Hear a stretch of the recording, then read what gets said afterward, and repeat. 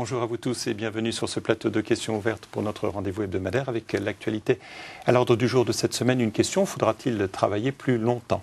Le ministre du Travail, Éric Woerth, a reçu les organisations syndicales. Il a commencé ses consultations ce lundi et ce mercredi, le Conseil d'orientation des retraites a publié un rapport qui estime le besoin de financement pour les années à venir. Alors, cette réforme des retraites, elle est nécessaire, mais comment la faire? Sur quel levier jouer? Faut-il jouer sur la durée du travail, sur le taux des cotisations, sur le niveau des pensions? Faut-il garder la répartition, trouver de nouveaux modes de financement? Peut-on préserver, en temps de crise, un système bâti sur la solidarité? Nous allons tenter de répondre à ces questions avec l'aide, comme chaque semaine, d'éditorialistes de médias chrétiens. J'ai le plaisir d'accueillir cette semaine sur ce plateau Jean-Pierre Denis. Bonjour. Bonjour. Vous êtes directeur de la rédaction de l'hebdomadaire catholique La Vie. Jean-Luc Mouton, bonjour. Bonjour. Vous êtes directeur de la rédaction de l'hebdomadaire protestant Réforme. Alors, avant de vous laisser la parole à tous les deux, je vous propose un avis d'un expert que nous avons choisi cette semaine. Cet expert, c'est Jacques Bichot, qui est un économiste qui enseigne à l'Université de Lyon, qui est un spécialiste des questions de protection sociale, de retraite et de politique familiale. C'est Guillaume Lacombe qui l'a rencontré et je vous propose le cadre qu'il vous soumet pour notre réflexion. On regarde ces images. Oui, il faut réformer le système existant. Nous avons un système très compliqué d'abord. Il y a une quarantaine de régimes différents, il faudrait l'unifier. Et puis deuxièmement, il faudra avoir un système plus compréhensible pour les gens et un système qui leur donne davantage de responsabilités. L'augmentation du niveau des cotisations, on sera obligé de le faire un petit peu pour boucher le déficit actuel, mais on ne peut pas aller trop loin parce qu'il ne faut pas accabler les travailleurs de cotisations supplémentaires et on n'a pas tellement d'autres ressources. Je veux dire qu'on fasse des impôts ou des cotisations, ça revient à peu près au même. Donc il faut que les gens choisissent entre travailler plus longtemps ou bien percevoir moins de pensions. Il y a vraiment un échange, les jeunes sont éduqués et ensuite ils prennent en charge ceux qui les ont éduqués précédemment. Alors ça se fait collectivement, mais il s'agit bien d'un échange. En fait, le problème que nous avons, c'est de ne pas savoir gérer l'allongement de la durée de la vie. Or, cet allongement de la durée de la vie, heureusement, il s'accompagne d'un allongement de l'espérance de vie en bonne santé. On est aujourd'hui plus apte à travailler à 70 ans qu'on ne l'était à 60 ans en 1950. Mais on n'a pas compris ça et on continue à faire comme si à partir de 60 ans on n'était plus capable de travailler, ce qui est, sauf exception bien sûr, inexact. Travailler de manière moins intense faciliterait beaucoup les choses parce qu'actuellement on a accentué la pression sur les travailleurs avec les 35 heures, avec le raccourcissement de la vie active. On commence à 25 ans, on termine vers 55-60, donc on a peu de temps. Il faut que les gens soient rentables au maximum et évidemment ça convient mal à des gens de 60-65 ans d'être soumis à cette pression. Deuxièmement, il y a le problème de la formation. Aujourd'hui, la formation s'arrête pratiquement, la formation continue j'entends, s'arrête pratiquement aux environs de 45 ans parce qu'on se dit ensuite les gens vont partir, donc c'est pas la peine de faire un investissement dans la formation. Donc il y a un cercle vicieux. Comme on n'a pas investi dans la formation des seniors, ils partent rapidement parce qu'ils deviennent obsolètes. Et inversement, comme ils partent rapidement, on dit c'est pas la peine de les former. Tout ça, ça demande beaucoup de temps, un minimum de 7 ans. C'est l'expérience suédoise qui nous l'enseigne et la situation est encore plus compliquée en France. Donc c'est vraiment un minimum. Donc ça, il faut préparer cette réforme, mais on ne peut pas l'engager dans les mois qui viennent. Alors, Jacques Bichot a tracé un cadre un petit peu connu, naturellement, avec un certain nombre de propositions. On ne va pas refaire un débat technique aujourd'hui, mais néanmoins, Jean-Pierre Denis, on va quand même poser les questions clairement. Vous accepteriez-vous de travailler plus longtemps ou de cotiser plus ou de gagner moins en retraite? Est-ce que c'est vraiment un choix personnel qui nous est proposé? C'est un vrai choix de société plus qu'un choix personnel. Et en même temps, c'est un choix, vous disiez qu'on n'allait pas parler de technique, c'est quand même d'abord, ce choix de société est d'abord un choix technique. Et on est le seul pays à savoir absolument, de manière absolument certaine que le système est au bord de la faillite et à reculer devant l'obstacle de la réforme. C'est vrai que la plupart des pays européens ont déjà fait ce passage-là. C'est vrai que vous me parliez personnellement, mais on peut dire que collectivement, la plupart des Français ne sont pas prêts à avoir une retraite moindre et ils ne veulent pas toucher en même temps à ce seuil symbolique de l'âge. Donc il est évident qu'il va falloir prendre des mesures pour sauver le système de retraite. Pour commencer, même question, Jacques Mouton, travailler plus, avoir une cotisation plus forte ou avoir une pension plus faible? Mais je crois que ça se pose. Enfin, le choix, il est pas très difficile. C'est-à-dire qu'on peut pas. La personne l'a dit, M. Bichot l'a dit. On peut pas faire cotiser aujourd'hui les salariés plus que ce qu'ils font. C'est quand même, on a un taux de. On prend sur les salaires un chiffre épouvantable. Quand on est responsable de l'entreprise, même si c'est une toute petite, on voit ce que ça coûte. Donc, les charges sociales sont énormes. On peut pas encore prendre sur les impôts. C'est déjà pas mal. Et donc, on peut guère que reculer l'âge de la retraite, baisser les pensions. Elles ne sont pas énormes. On a découvert que les gens les plus pauvres de France actuellement, ils ne se situent pas en Seine-Saint-Denis, mais dans la Creuse, et ce sont des retraités. Donc on ne peut pas dire que les pensions sont suffisantes aujourd'hui, elles sont assez faibles. Donc je pense que la seule variable, c'est l'âge de départ à la retraite. Et on fait remarquer que dans tous les pays qui nous entourent, en Allemagne, je crois qu'on est à 67 ans, idem en Suède, dans tous les pays du nord de l'Europe, tous les pays où il y a moins d'enfants, peut-être qu'en France, mais enfin globalement, partout en Europe, autour de nous, l'âge de la retraite a été retardé. Nous sommes l'âge légal est 60 ans. Est-ce que c'est pas un peu tôt? Alors moi, je suis d'accord qu'on parte à 60 ans pour les gens qui ont beaucoup travaillé et qui sont fatigués. Mais est-ce qu'il faut faire cette mesure pour tout le monde? J'allais le demander à Jean-Pierre, en effet, puisqu'on a intitulé cette émission, parce que c'est un des axes de cette réflexion. Faut-il travailler plus longtemps? Et on sait que ça peut être une source d'injustice par rapport à ceux qui ont travaillé plus péniblement et d'autres moins. Oui, mais justement, pendant qu'on discute et qu'on dispute de la pertinence même de la réforme qui est nécessaire, d'ailleurs, pendant que le Parti socialiste continue à discuter de ce fait-là, finalement de manière un peu étrange, on ne discute pas du vrai enjeu. Et le vrai enjeu, c'est bien effectivement de faire de cette réforme inévitable, inéluctable et urgente une réforme d'équité. C'est-à-dire qu'on profite de la remise à plat du système pour effectivement se demander si des catégories sociales aujourd'hui un petit peu privilégiées ne peuvent pas demain être un peu moins privilégiées, si on ne peut pas prendre en compte la pénibilité du travail un peu mieux qu'on ne le fait.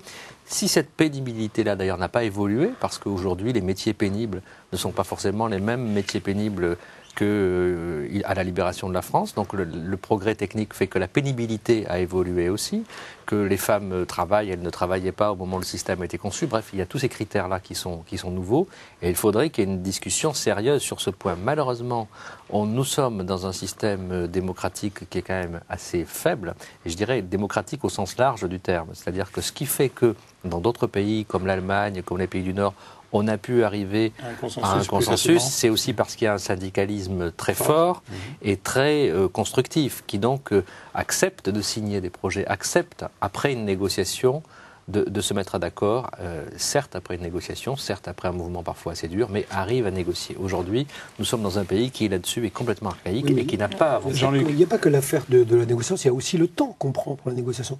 En Suède, on lit partout ils ont mis 14 ans pour trouver un système qui va à la société entière. 14 ans, c'est pas en quelques semaines ou quelques mois comme on prétend le faire en France. On y est venu plusieurs fois, peut-être qu'il faut y revenir.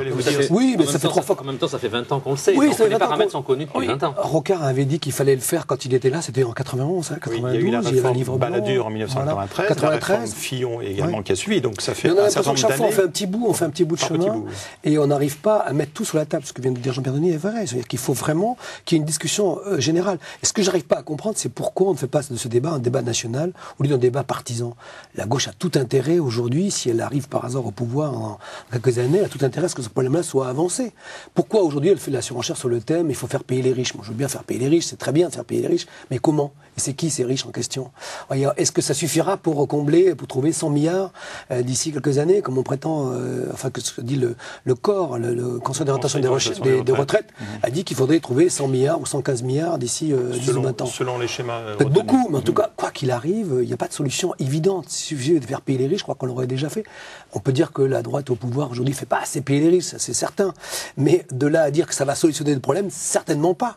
Donc il y a un vrai problème national, et je ne comprends pas pourquoi on ne se met pas tous ensemble autour d'une table. Je rêve peut-être, mais pourquoi tout le monde ne se met pas autour d'une table, droite, gauche, syndicats, responsables. Vous aviez esquissé un élément de réponse, faiblesse historique des syndicats aujourd'hui, en tout cas en France par rapport à l'Allemagne par exemple. Vous voyez d'autres raisons à cette remarque de Jean-Luc disant on n'arrive pas à se mettre autour d'une table pour trouver un consensus? Malheureusement, à la faiblesse syndicale correspond une faiblesse politique.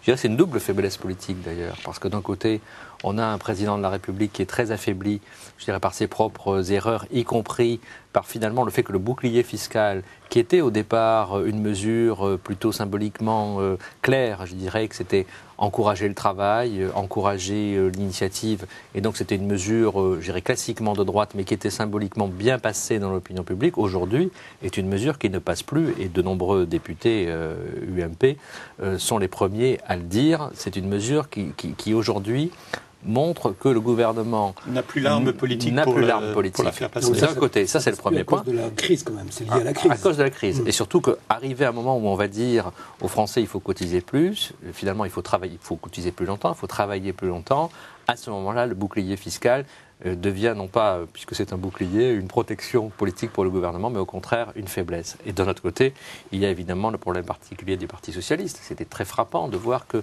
au tout début, quand on a parlé de cette réforme, Martine Aubry a lâché ce que tout le monde sait, mais que le Parti socialiste ne dit jamais. C'est-à-dire que l'âge ne peut pas rester tel quel, ou en tout cas, si on ne discute pas de l'âge, on va discuter de la durée de cotisation, mais finalement ça revient à peu près au même. Elle a lâché ça. Et tout de suite, elle a été obligée de reculer parce que, dans son propre parti, elle a été justement prise à partie et elle a estimé qu'il fallait qu'elle mette un peu plus de langue de bois dans cette affaire. Donc, on retire ce qu'on a dit, on va faire payer les banques. Tout ça est un petit peu démagogique. Et ça participe, je crois, à la difficulté du problème. Alors, vous parliez d'un consensus introuvable aujourd'hui, Jean-Luc Mouton, mais il n'empêche que c'est un petit peu une remarque aussi de bon sens que je vais faire, de savoir qu'à partir du moment où tout le monde est convaincu que cette réforme se résume d'une phrase, il va falloir se serrer la ceinture. Vous pensez qu'on peut, en effet, se serrer la ceinture d'une manière ou d'une autre, et vous pensez qu'on peut requérir un consensus sur ce genre de réforme, puisque la solidarité, dans ce cas-là, elle est mise à mal par la crise? Moi, il me semble qu'on doit pouvoir... Je pense que nos concitoyens sont beaucoup plus intelligents que ce qu'on veut bien le penser, que le pensent parfois les hommes politiques. Parfois, certains, ils sont conscients. Mais tout le monde le sait bien. Enfin, on vient de le dire, Jean-Pierre Denis le disait à l'instant. Tout le monde voit bien que là, on est dans une situation de crise, que l'espérance de vie a beaucoup augmenté. Quand la réforme de la retraite est passée à 60 ans, c'était en 1981, donc ça fait bientôt une trentaine d'années. On a l'âge, je sais pas de combien d'années il a augmenté, mais il a augmenté considérablement. Et c'est pas un malheur, c'est une bénédiction en termes chrétiens. Et de même travailler un peu plus, si on a un travail qui est passionnant, beaucoup de gens veulent pas partir à la retraite. Donc je pense qu'il y a aussi alors on n'ose pas entrer dans des différences, des distinctions, mais on ne peut pas faire une loi générale qui s'applique à tout le monde. Quelqu'un qui travaille sur un marteau-piqueur toute la journée dans la rue, c'est évident qu'il faut qu'il parte à 60 ans. Il sera fatigué. Un professeur d'université peut partir à 70 ans, ça pose aucun problème. Alors, ce projet, vous le savez aussi bien que moi... un cardinal à 75 ans. Un cardinal à 75 ans. Vous savez, ils sont très heureux à 75 ans. Vous le savez, ce projet se heurte à une réalité, notamment qui est pointée par certains syndicats comme la CFDT, c'est de dire, OK, pour travailler plus longtemps, mais encore faut-il que les seniors aient du travail. Alors, c'est cette réalité-là à laquelle la réforme est confrontée. Ça, c'est vrai. Et c'est-à-dire qu'on est dans une situation, comme d'ailleurs l'interview au début de l'émission le rappelait, on est dans une situation très particulière puisqu'on rentre très tard en France sur le marché du travail et on en sort très tôt. De telle sorte que si on se contente de faire la réforme des retraites, réforme nécessaire, allongement de la durée de cotisation et qu'on s'arrête là, eh bien en fait on aura simplement transféré des charges de la caisse des retraites au chômage, puisque les seniors seront au chômage au lieu d'être à la retraite. Donc dans ces cas-là, on aura fait le contraire de ce qu'on voulait faire, on n'aura pas résolu le problème en termes de finances publiques, et en plus, on aura des seniors démoralisés, puisqu'ils ne seront pas en train de profiter de leur retraite, ils seront en train de cotiser à une caisse ils seront au chômage et se sentiront inutiles et rejetés par la société. Donc ça, c'est un vrai problème. Et moi, ce que je regrette, c'est au fond, je ne crois pas du tout qu'il puisse y avoir le consensus politique ou syndical autour de cette réforme des retraites, parce on est déjà dans une campagne électorale avec le raccourcissement du mandat présidentiel à 5 ans. On est en campagne électorale et donc la gauche ne veut pas faire ce cadeau au président de la République, qui probablement se représentera. Mais ce que je trouve regrettable, c'est qu'on n'ait pas, à l'occasion de cette réforme, un débat sur la réforme qui est derrière, c'est-à-dire quoi faire pour favoriser l'emploi des seniors et, de la même manière, quoi faire pour favoriser l'accès aux jeunes, l'accès au marché de l'emploi pour les jeunes. Alors, est-ce que ça veut dire qu'il y a un déficit de réforme, Jean-Luc Mouton, parce que Jean-Pierre Denis fait allusion au travail des seniors, mais on pourrait aussi derrière tirer d'autres ficelles, la ficelle du rythme du travail, la ficelle de la carrière professionnelle, la ficelle de la formation permanente, la ficelle des jeunes qui arrivent sur le marché sans formation. C'est tout ça qui peut intervenir dans cette gestion de carrière, pas seulement les retraites. Et vous pensez qu'il y a un déficit de réforme en France ? Je ne sais pas s'il y a un déficit de réforme, parce que Sarkozy prétend faire beaucoup de réformes, mais il en a fait beaucoup, et il a l'impression que le jeu est brouillé et qu'il faut maintenant faire moins de réformes. C'est ce qu'il nous a promis. Non, je pense que les réformes de fond, d'abord il faut du temps, ce qu'on disait tout à l'heure, et il faut quand même du consensus. Je veux bien qu'on soit... Aujourd'hui, c'est vrai qu'on est en mauvaise période, parce qu'on est déjà dans une période électorale et que chacun va profiter des faiblesses de l'autre. Mais il y a des sujets qu'on peut sortir du débat politique. Vraiment, je ne sais pas s'il y a un clivage droite-gauche sur des questions comme celle-là. Ce que vous disiez sur l'avenir du travail dans nos pays, c'est évident que c'est une énorme question. Parce qu'on voit que les usines sont parties et vont être totalement délocalisées. Qu'est-ce qui va rester ? C'est plutôt l'ingénierie, c'est toute la réflexion, la technologie, donc tout ce qui est immatériel. Donc comment on va s'adapter à cette société-là ? Est-ce que tout le monde aura du travail ? Est-ce qu'il y aura une partie des gens qui n'auront pas de travail et d'autres qui travailleront beaucoup plus pour les autres ? On peut arriver à des tas de solutions. On ne sait pas où on va aujourd'hui. Et ça, c'est vraiment un travail très intéressant. C'est une recherche sur l'avenir, des perspectives d'avenir qui ne concernent pas telle ou telle partie, mais qui concernent la société entière. Et quand même, je pense qu'on a tous envie, comme citoyens, et d'où le succès, par exemple, de la cohabitation à ce moment, qu'on sorte du débat partisan, parce qu'il y a des sujets qui transcendent toutes les fractures. Peut-être que c'est les Verts aujourd'hui ou les gens d'Europe écologique qui ont les vraies solutions de travailler autrement, d'autres rythmes. Peut-être qu'il faut revoir tout le travail. Peut-être qu'il y a des choses comme ça qu'il faut envisager aujourd'hui. Mais c'est pas un débat qu'on fait en 5 minutes et qu'on fait au coin pour préparer la prochaine campagne électorale. C'est autre chose. Alors la France s'est enorgueillie d'avoir créé ce système de retraite par répartition, qui reste le modèle et l'une des références. Aujourd'hui, vous avez l'impression, Jean-Pierre Denis, que cette répartition, donc cette solidarité, pourrait être mise à mal par la crise, autrement dit que les gens seraient forcément plus en train de regarder leur porte-monnaie, se dire qu'on ponctionne chez mon voisin mais pas chez moi, ou qu'on ponctionne dans le bouclier fiscal mais pas dans le mien. Oui, et puis il y a aussi une question de foi dans l'avenir du système. Les générations les plus jeunes sont souvent intimement convaincus que ce système qui a si bien fonctionné pour leurs parents, pour leurs grands-parents, ils n'en bénéficieront pas et d'une manière ou d'une autre, ils sont bons pour cotiser, mais ils ne seront pas bons pour bénéficier du système quand leur tour viendra. Il n'y a plus de motivation. Donc ils perdent, je pense, la confiance dans le système. Il me semble que ce qui est en jeu aujourd'hui, c'est la confiance même dans l'avenir du système. Si on a moins confiance dans le système et dans le fait de pouvoir en bénéficier à son tour, quand son tour viendra, eh bien on va avoir tendance à privilégier des solutions alternatives. Et derrière ça, il y a la question, au fond, de générations qui ont plutôt bénéficié de tout le progrès social, de tout le progrès technologique, de tout le progrès de la vie quotidienne et qui sont aujourd'hui des générations à la retraite avec ce que disait Jean-Luc Mouton, et par ailleurs des retraités qui ont des revenus très faibles, mais globalement des générations qui ont été des générations du baby-boom, de l'optimisme et de la conquête de nouveaux avantages, et arrivent derrière des générations qui ne rentrent pas sur le marché du travail, qui sont moins certaines d'avoir un avenir radieux. Et ça, c'est un paramètre aussi, je crois, très important dans notre société. J'ai un autre élément de réflexion par rapport à ça, c'est qu'on est une société où cette idée de retraite par répartition est une belle idée. C'est-à-dire qu'actuellement, nous cotisons pas pour nous-mêmes, nous cotisons pour les gens qui sont âgés, nous cotisons pour nos parents ou nos grands-parents. Et nous-mêmes, ce sont nos enfants qui cotiseront pour nous. Mais cette idée-là, je ne sais pas si elle est vraiment dans l'esprit des gens. On est dans une société où les trajectoires individuelles, les stratégies individuelles prennent le tout. On voit sur le plan scolaire, enfin, chacun pense à sa propre stratégie. Et j'ai l'impression que dans l'inconscient, les gens pensent vraiment que là, ce qu'ils cotisent pour eux, ce qu'ils cotisent, c'est pour eux, et qu'ils ont mis de l'argent de côté et qu'ils donc vont en profiter. Et je dis, il y a quelque chose qui a une dichotomie entre cette belle idée de répartition, de retraite par répartition, et la réalité qui fait que les gens le prennent tout à fait autrement. Et peut-être qu'il faudrait introduire une partie de retraite par capitalisation, c'est pas interdit aussi d'ouvrir ce chantier-là. Ce qui existe aussi déjà en Et partie. ça n'existe pas vraiment en France. C'est un intérêt absolu. On n'est pas assez pragmatique aussi. À travers l'épargne retraite ou à Oui, travers mais certains en tout systèmes cas, on n'a pas de de système régimes spéciaux et de retraite défiscalisé. complémentaire. C'est pas très très bien organisé en tout cas. Et Jean-Pierre ? Et puis le système s'est quand même complètement inversé. C'est-à-dire qu'effectivement, il y avait cette idée très belle, Oui, cette idée très belle de solidarité entre les générations. On est passé à tout à fait autre chose. Aujourd'hui, pour nous soigner, nous nous endettons. Et donc ce seront nos enfants qui paieront tout, qui paieront nos dépenses de santé, les retraites et les dettes que l'État accumule de manière totalement inconsidérée.